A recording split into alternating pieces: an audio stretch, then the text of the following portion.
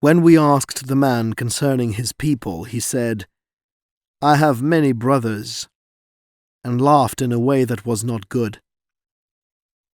And when he was in his full strength, he went away, and with him went Noda, daughter to the chief. First after that was one of our bitches brought to pup. And never was there such a breed of dogs, big-headed, thick-jawed, and short-haired, and helpless.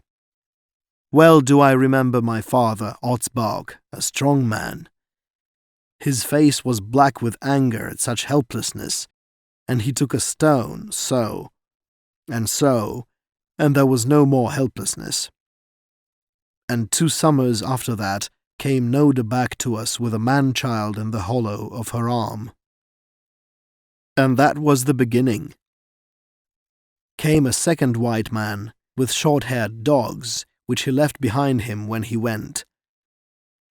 And with him went 6 of our strongest dogs, for which, in trade, he had given Kuso T, my mother's brother, a wonderful pistol, that fired with great swiftness 6 times.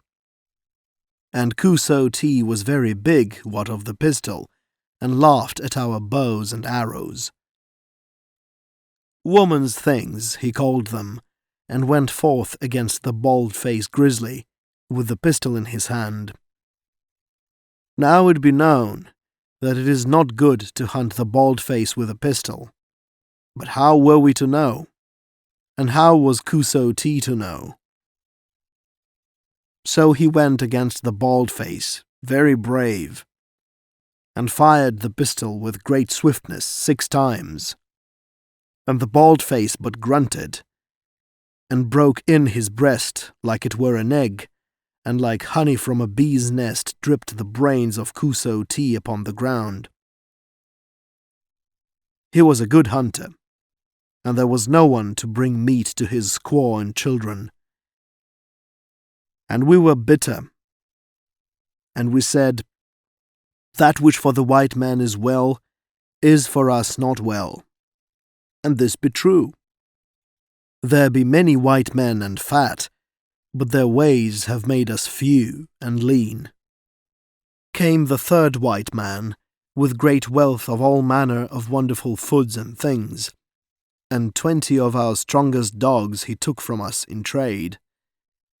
Also, what of presents and great promises, 10 of our young hunters did he take with him on a journey, which fared no man knew where.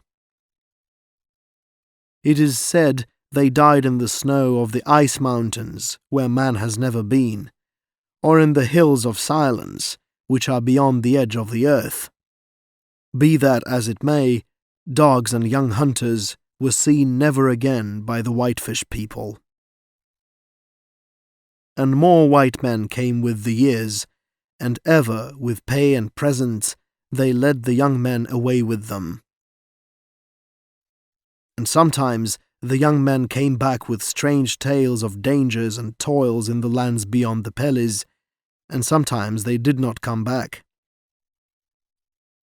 And we said, if they be unafraid of life, these white men, it is because they have many lives. But we be few by the Whitefish, and the young men shall go away no more. But the young men did go away, and the young women went also, and we were very wroth. It be true, we ate flour and salt pork, and drank tea, which was a great delight. Only when we could not get tea, it was very bad, and we became short of speech and quick of anger. So we grew to hunger for the things the white men brought in trade. Trade, trade, all the time was it trade. One winter we sold our meat for clocks that would not go, and watches with broken guts, and files worn smooth, and pistols without cartridges and worthless. And then came famine, and we were without meat, and 20 died ere the break of spring. Now are we grown weak, we said, and the Pellies will fall upon us, and our bounds be overthrown. But as it fared with us, so had it fared with the Pelis, and they were too weak to come against us. My father, Odsbarg, a strong man, was now old and very wise, and he spoke to the chief, saying, "Behold, our dogs be worthless. No longer are they thick-furred and strong, and they die in the frost and harness. Let us go into the village and kill them, saving only the wolf ones. And these let us tie out in the night, that they may mate with the wild wolves of the forest. Thus shall we have dogs warm and strong again."